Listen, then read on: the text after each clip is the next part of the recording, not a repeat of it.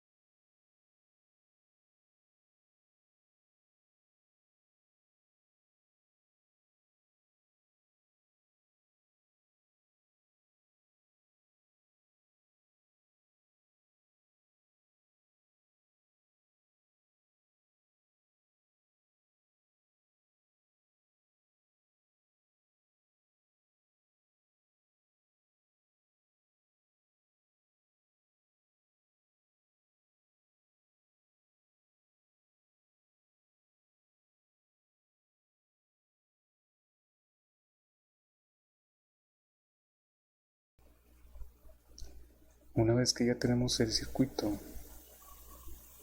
lo siguiente es agregar un generador de señales y calibrarlo con una señal de 3 volts de pico a pico a una frecuencia de 1000 Hz.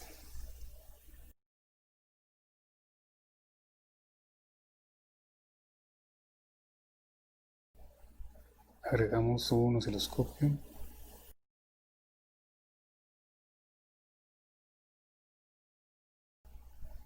Según el reporte, haremos mediciones de las señales en la entrada y salida del circuito. Para el canal A lo asignamos en la entrada del circuito.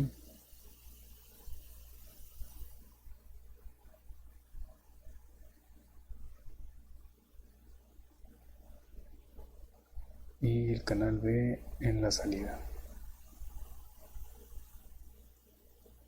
Iniciamos la simulación y vemos que nos muestra el osciloscopio.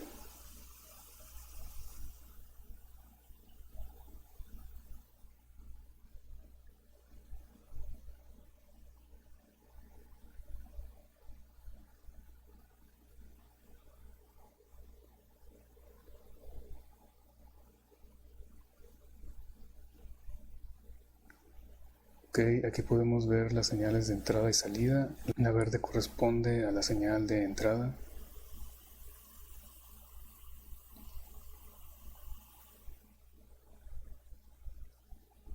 Y el siguiente paso es ajustar el potenciómetro hasta que la distorsión de cruce por cero desaparezca.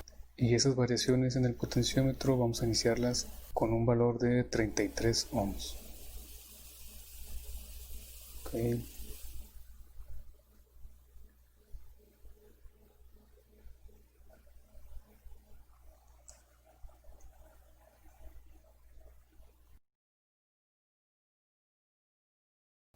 A partir de 33 ohms en el potenciómetro, vemos que no se presenta ninguna distorsión de cruce por cero.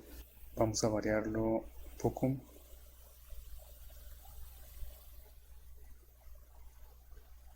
Las señales siguen sin mostrar ninguna distorsión. Lo aumentaré a 100 y tampoco en 100% del potenciómetro se muestra alguna distorsión. Esto parece indicar que este circuito no presenta algún tipo de distorsión de cruce por cero modificando el valor del potenciómetro. Lo que sigue es medir las amplitudes de las señales de entrada y salida y registrar su valor. Ok. Antes voy a verificar que de pico a pico en la señal de entrada tengamos 3 volts. Ok, vemos que la diferencia en los marcadores T2 y T1 del canal A, que está conectado a la señal de entrada, tenemos un valor de 2.99, confirmando los 3 volts. Ahora, sobre las amplitudes, en el canal A tenemos que la amplitud es de 1.5 volts y en el canal B, que es la señal de salida, tenemos 1.23 volts. Ahora vamos a incrementar la magnitud de la señal de entrada hasta observar que la salida empieza a distorsionarse. Y tomamos la lectura de ese valor máximo de voltaje en la salida. Ajustaremos entonces el valor de la amplitud de la señal de entrada para obtener esa distorsión de cruce por cero.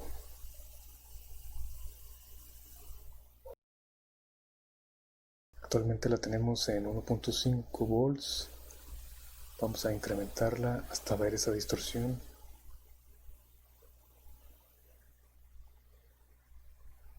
A 5 volts no tenemos ninguna distorsión de cruce por cero.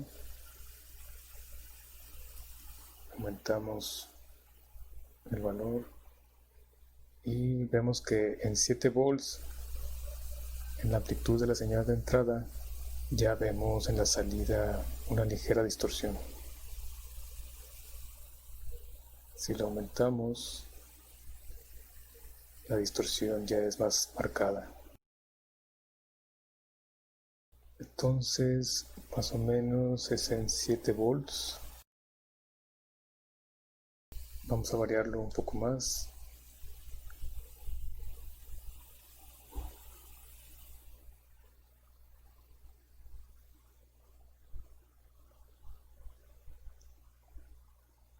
En 6.5 la señal parece normal.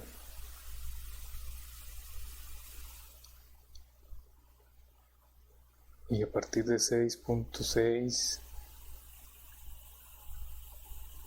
6.7, 6.8 se empieza a notar una ligera distorsión. Entonces tomaremos 6.5 como el valor justo antes de la distorsión. Entonces medimos la amplitud en la señal de salida y obtenemos que ese valor es de 5.1 volt. Registramos ese valor y ahora con el multímetro haremos una medición de voltaje sobre la resistencia C1. Esa resistencia corresponde a la que tenemos conectada en serie a la fuente. La medición será en corriente directa y el valor que obtenemos es de 191 milivolts.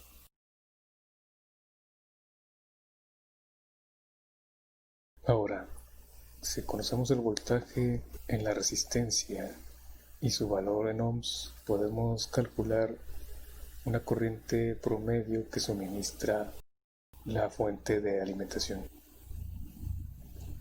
Por medio de la ley de Ohm, en la que corriente es igual al voltaje sobre la resistencia, podemos calcular que esa corriente es de 0.02 amper o 20 miliamperes. Ahora lo siguiente es determinar la ganancia de voltaje del amplificador usando los resultados del paso 4. Muy bien, en el paso número 4 obtuvimos estos datos mediante el osciloscopio. Esos voltajes en alterna, al sustituirlos en esta fórmula, nos permiten obtener esa ganancia. Tenemos el voltaje de salida en 1.23 volts y el voltaje de entrada en 1.5, lo cual nos da 0.82 como la ganancia. En el punto número 2 describimos cómo es que la distorsión de cruce por cero se puede eliminar, y esto es usando el divisor de voltaje,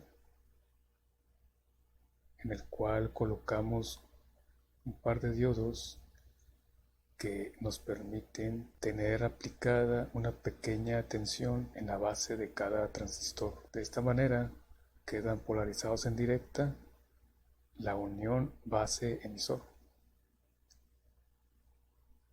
La unión base-emisor corresponde a estos dos puntos. Esta es la base, este es el emisor del transistor 1 y esta sería la base y el emisor en el transistor 2. Entre estos dos puntos hay una pequeña tensión, aun cuando no existe una señal de entrada. Aquí ya tenemos, para este caso, un valor de 0.6 volts. Y en este transistor es en estos dos puntos, 0.6 volts. Tenerlos polarizados en directa nos permite colocar los transistores en un estado llamado en activa, que ya están listos para conducir en cuanto exista una pequeña señal de entrada.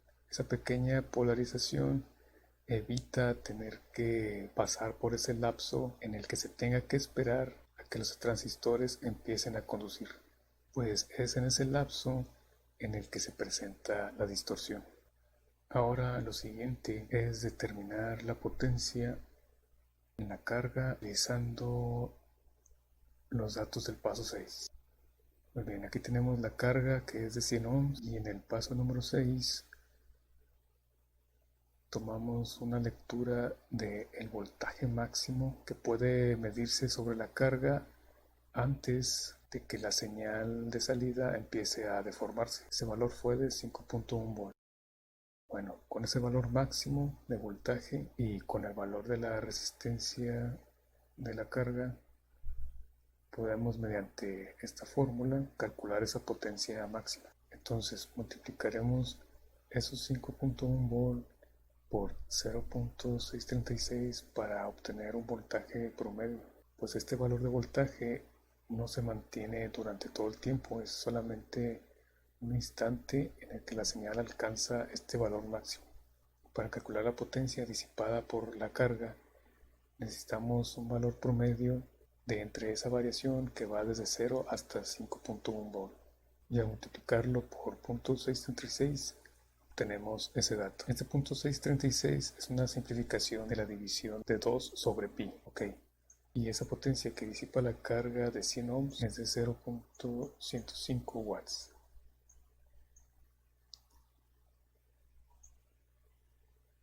Ahora, para calcular la corriente promedio que suministra la fuente de alimentación directa, nos pide utilizar el resultado del paso número 7. Ese valor fue de 191 mV al medir ese voltaje con el multímetro en las terminales de la resistencia de 10 ohms que se encuentra en serie con la fuente. Entonces, si conocemos que en esta resistencia la caída es de 191 mV y el valor de la resistencia, podemos calcular mediante la ley de Ohm la corriente que transita por la resistencia, que será igual entonces a la corriente que suministra la fuente de 12 volts. Sustituyendo los valores, obtenemos que ese valor aproximadamente es igual a 20 mA.